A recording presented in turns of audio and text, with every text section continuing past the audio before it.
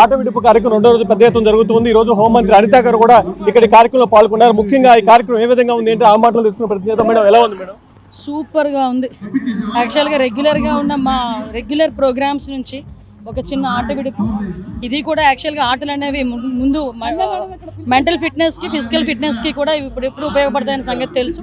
But speaker గారు ప్రత్యేకంగా దీని మీద డిజైన్ చేయడమే కాదు ఎవ్రీ ఇయర్ కండక్ట్ చేయడం అనేది నిజంగా ఇట్స్.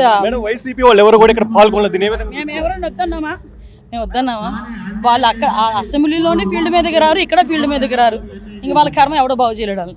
గారు ఇచ్చేసారు. సార్ చెప్పండి, ఈ రోజు డే 2 కార్యక్రమం, నిన్న డే 1 ఎరగొట్టారు సార్. అందరూ కూడా మీరు ఎమ్మెల్యేలు ఎమ్మెల్సీలు అందరూ కలిసి ఎరగొట్టారు. ఈ రోజు మినిస్టర్స్ యాడ్ అవ్వడం కూడా చాలా ఒక కొత్త ఉత్సాహాన్ని నింపుతుంది. సో ఎలా అనిపిస్తుంది డే 2 కార్యక్రమం?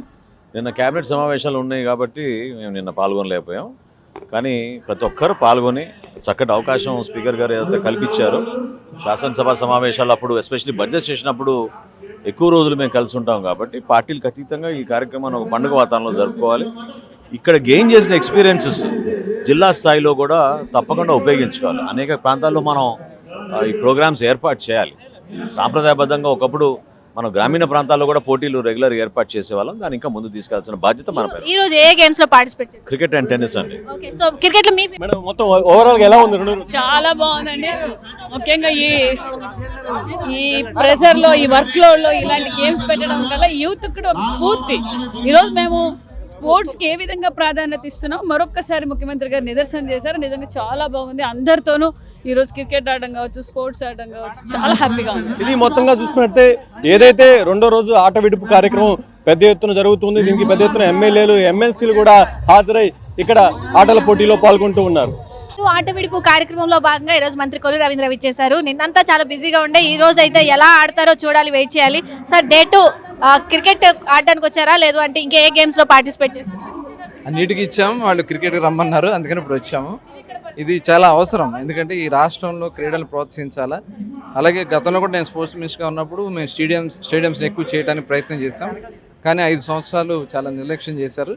ఇప్పుడు తిరిగి ఒక ఉత్సాహాన్ని తీసుకురావాలా, ప్రజలు ఒక చైతన్యం తీసుకురావాలి. మానసిక శారీరక ఆరోగ్యానికి కొంత సమయం మనము యోగా కానీ లేదంటే ఇలాంటి క్రీడలో కానీ మనం పార్టిసిపేట్ చేయాలనేది ముఖ్యమంత్రి గారి యొక్క ఆలోచన. దానికోసమే ఇవన్నిటితో పాటు సాంస్కృతిక కార్యక్రమాలు చేస్తాం. ఇప్పుడు అసెంబ్లీ అనేది ప్రజా సమస్య చర్చే కాకుండా ఈ కార్యక్రమం కూడా చేయాలని ఆలోచన చేస్తాం. చాలా మంది డే 1 కార్యక్రమంలో అయితే అసలు 70+ బుచ్చ చౌదరి గారు కానీ అందరూ కూడా చాలా యాక్టివ్గా పార్టిసిపేట్ చేశారు. చిన్నపిల్లలు అయిపోయారు. గ్రౌండ్కి వచ్చేసరికి ఒక అసెంబ్లీలో చూసిన వాళ్ళకి వీళ్ళకి చాలా డిఫరెంట్ అనిపించింది. సో నిత్యం ప్రజల్లో బిజీగా ఉండే వాళ్ళు ఒక్కసారి కూడా చిన్నపిల్లలు అయిపోయి ఆడారు. సో మీరు ఈ రోజు ఎలా ఆడబోతున్నారు? అంత సీనియర్స్ ఉన్నారు కదా, మేము కూడా ఖచ్చితంగా ఆడతాం. సో ప్రతిపక్షాలు కూడా వస్తే బాగుండేది. టీం 11 ఉన్నారు, క్రికెట్ ఆడాలి ఖచ్చితంగా అని చాలా మంది కోరుకుంటూ ఉన్నారు. సార్ మీరేం చెప్తారు? వాళ్ళు వస్తే మీకు కాంపిటీటర్స్ గా ఉండే వాళ్ళేమో కదా. వాళ్ళు ఈ గేమ్స్ ఆడరు, వాళ్ళు వేరే గేమ్స్ ఆడతారు. వాళ్ళు ఆడుకుని వాళ్ళ గేమ్స్ ఆడాలి, మా గేమ్స్ మా. మీకు చిన్నప్పటి నుంచి ఏ గేమ్ అంటే అన్ని క్రికెట్, వాలీబాల్, కబడ్డీ అన్ని ఆడేవాళ్ళు. ఇక్కడ మీ కాంపిటీటర్ ఎవరైనా ఉన్నారా? పేరు మాకు జగనే కాంపిటీటర్.